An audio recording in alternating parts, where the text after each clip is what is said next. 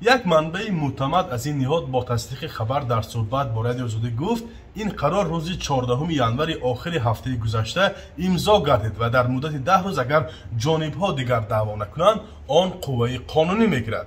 خودی قربانخان آخان و مالکی بار که در این مرافعه شرکت کرده است میگوید حالا انتظار هر چه زودتر گرفتن محصولاتش است، چون که به گفته او طول تقریبا 4 ماه بیکار ماند و برای روزگذرانیش خیلی اذیت کشید.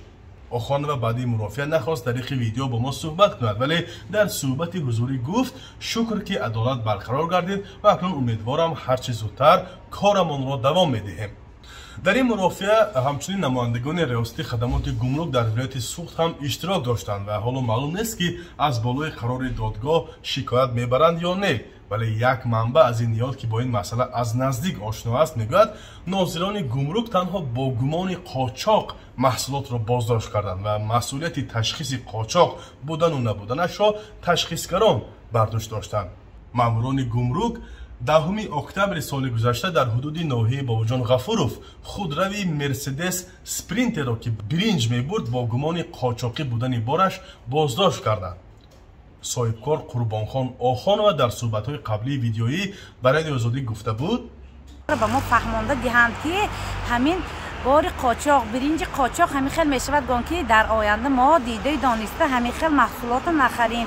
این بارم بازار اسفره خریدگی نه گفتیان خیر چی خیلی میفهمیم نباشد این بار اسفره نه. و نگاره رحیمова راننده نقلیات بارکش هم شکوه داشت که به سبب در ماندن ماشینش در ریاست گمرک از کار و درآمد محروم مانده است.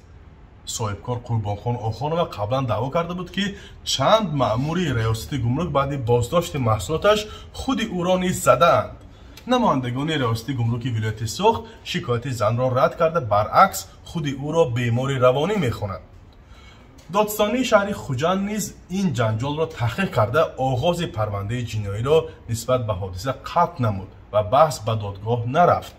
یک کارمند ریاست گمرک ولایت سوخت که نیز شاهد حادثه بوده است قبلا به رادیو آزادی گفته بود که در حقیقت کارمندان آنها 3700 کیلو برنج آورده آخانова را حبس کردند چون مال قاچاقی بود ولی نسبتش هیچ بدرفتاری صورت نگرفته است. اموال قربانخان آخانова را در مرز تاجیکستان و قرقیزستان حبس کردند که تقریبا 1 سال باز بسته می باشد. مسئله قاچاق مال و محصولات در شمال تاجیکستان که با قرقیزستان و ازبکستان همسرحد است از موضوعهای داغ به شمار می رود. در گذشته بهرام اسمت الله زاده سردار ریاست گمرک ولایت سوخت گفته بود که در آنجا زیاده از 164 چپراهه موجود است. فرزان محمدی، رادیو آزادی، شهر خوجند.